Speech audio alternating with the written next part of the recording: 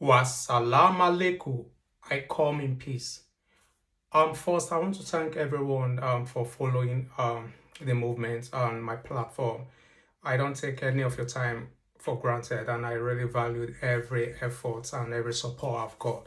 Yeah, so let me bring back to why we're doing this because VDM cannot actually fight this battle alone, and I'll be very clear with every one of us. I'm very comfortable where I am, but what is the point? But how about families back home in Nigeria and all that? Everyone that's actually relocated abroad, be it Canada, Australia, UK, and then the US and all that. Yeah, the saying goes, there's no place like home. Yeah, but even those back home wish to live someday if they have the opportunity to do so. And so, bring it back home. I remember 2019 when I had my tourist visit in Dubai, which is the United Arab Emirates, UAE, and happened to have like kind of conversation with the Nigerians living in that country and what is it like and all that, and I'll be showing us this particular video. What happened between 1971 when UAE got their independence, right? And 2026 today, compared to when Nigeria had their independence, 1960, and what we've got in 2026. This interview was shot in far back 2019 in United Arab Emirates. And I want us to have a look and draw your conclusions. The best fight for this present administration, right, and the other future governments to come, it's having your PVC.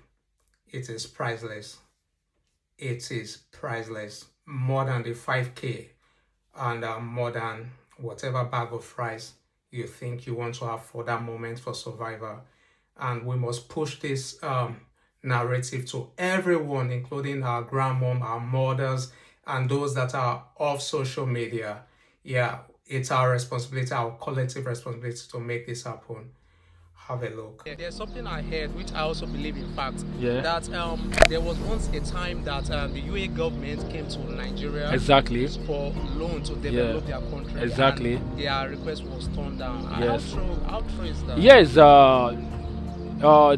it's not like something that is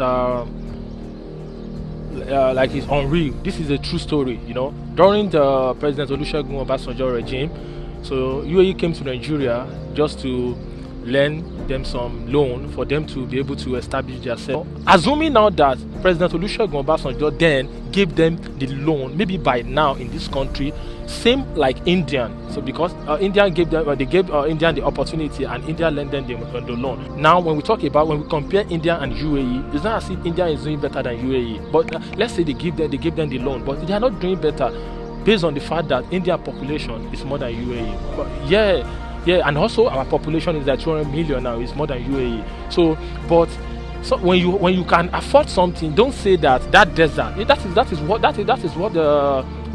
the president said then. He said that desert. What can come from desert? What do you think can come from desert? If I give you my money now, what can you use the money to develop in desert?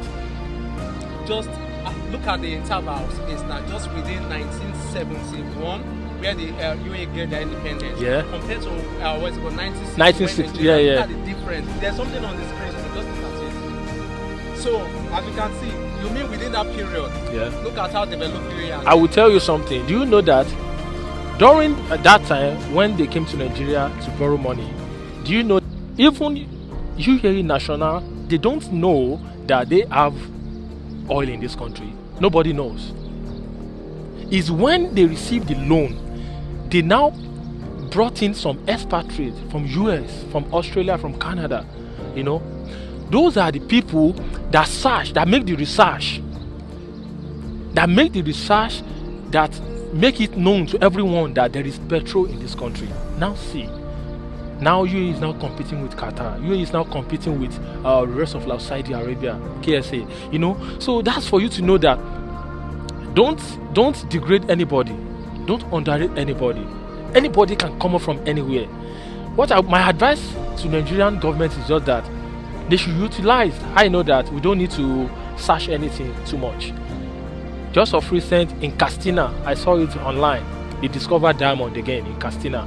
So we are so blessed to extend that every day we keep on discovering every day. So I don't know what is wrong with our government. I don't know what is, even we have enough to borrow people, and we still have some people that we are giving light, electricity up to now, like Sierra Leone, like Ghana, like Gabon, many like that, like Cotonou, Benin, we are giving them.